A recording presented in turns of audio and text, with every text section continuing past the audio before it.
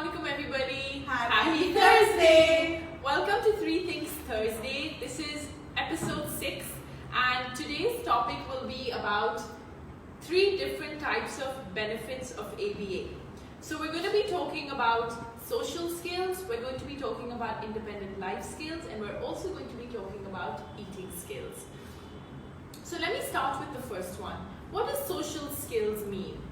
Social skills means when a child is taught to communicate with another person and to ask for what they want. But social skills also means the other person doesn't have to just be an adult, it can also be a child. So not only does ABA focus on teaching a child to ask for things from an adult, but also ask for things from a child. So as we're going to demo number 1, I'm going to play therapist, and Hina and Zainab are going to be the children, and I'm going to demo to you how you can encourage 2 children to communicate with each other. So we're going to be using eggs today, and when you do social skills between 2 children, you pick an activity that both the children enjoy. It can be a toy, it can be something to eat, it can be chips, that one child gives the other child chips and the other child gives the other child chips, so some chips that they like. It can be eggs. So today both of them, they both enjoy eggs, so we're going to start with eggs. So when you start off with doing social play, you give both of the children their eggs. But you put them on the side. We have a very compliant child over here, Zainab, who's helping me out. Okay. So ideally how we would do this will be, there will be 2 adults. So child number 1 an adult, child number 2 an adult. But today I'm going to play the role of an adult for both the children. So what happens is, there are 2 children sitting across each other, and this child, let's say, wants the egg. Okay? So this is how it's going to be. So I'm going to prompt this child to take the egg. Egg. Egg. Egg. Egg. Now what happened here was, I prompted the child to say egg, and the child then said egg. The goal is for the other child to listen to this child and say egg.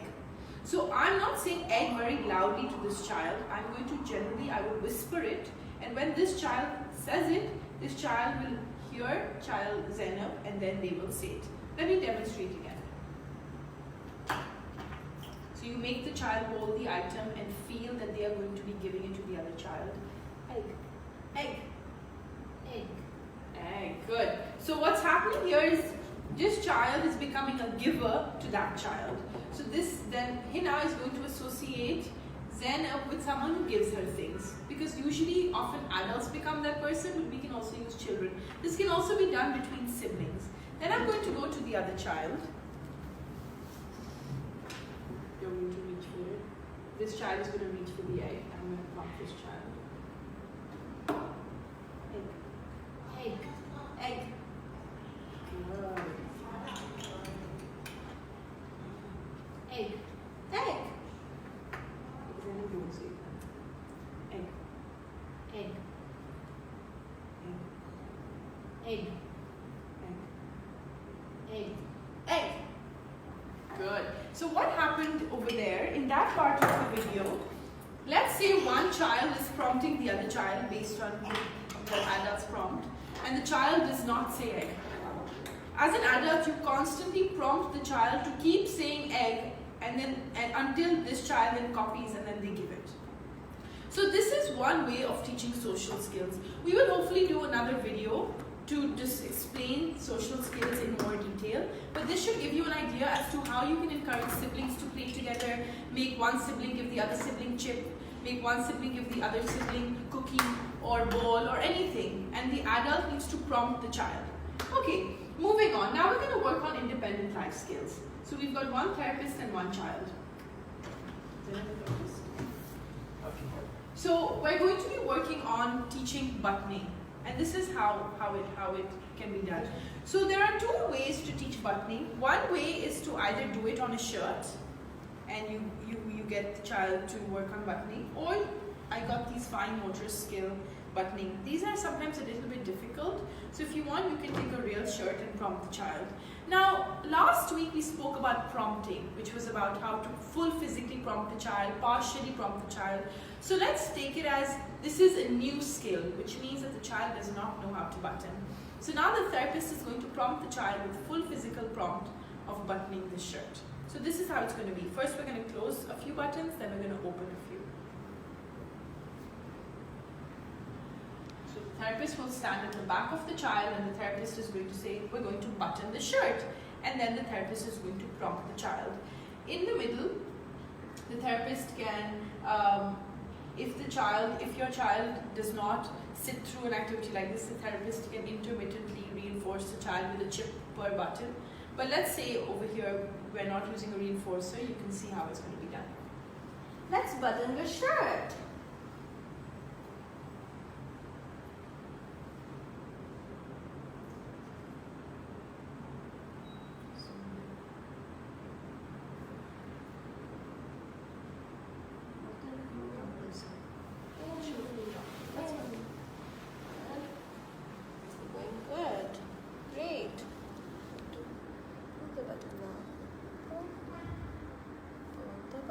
Good job. Now let's try the other button. Hold the button. Hold this.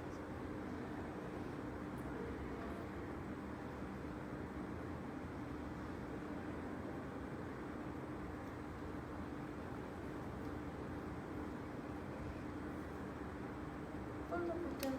Let's pull the button. That's good.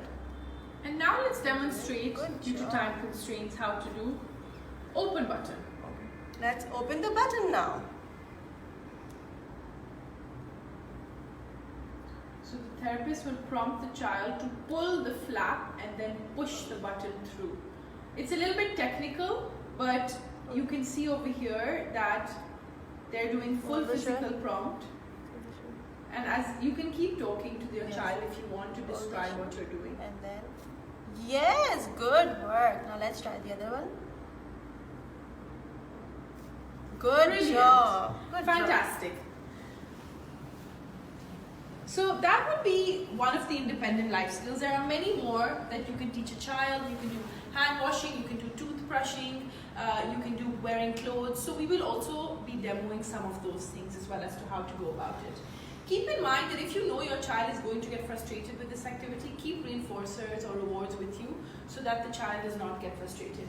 The last thing we're going to be working on is another functional skill, which some of you may have seen the video we've uploaded before, of how to teach a child to lay the table. So this can be a skill that the child learns during meal time, which is something very functional for the child. So over here we've got a mat. It's very easy to make. You just have to print a picture and laminate, and then you can teach the child how to lay the table.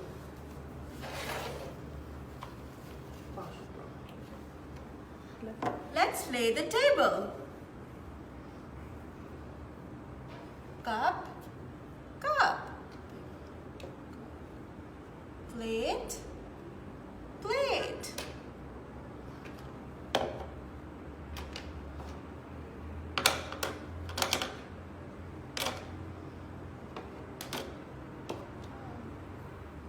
Spoon, spoon. Knife, knife. Fork, you can do gestural prompts. Point. Fork, fork. Napkin, napkin. Good. Good job. So over here we have taught the child how to work on laying the table, and then the next step which we could possibly teach is then how to teach the child how to use their utensils, to use their plate and fork and spoon to eat their food. So for today, just to clarify, we discussed 3 benefits of ABA, or 3 different programs that we could cover in ABA. एक चीज याद रखें that these are all broad categories. So within social skills, there are many things. Within independent skills, there are many things. But this is just some of the things that you can think out of the box.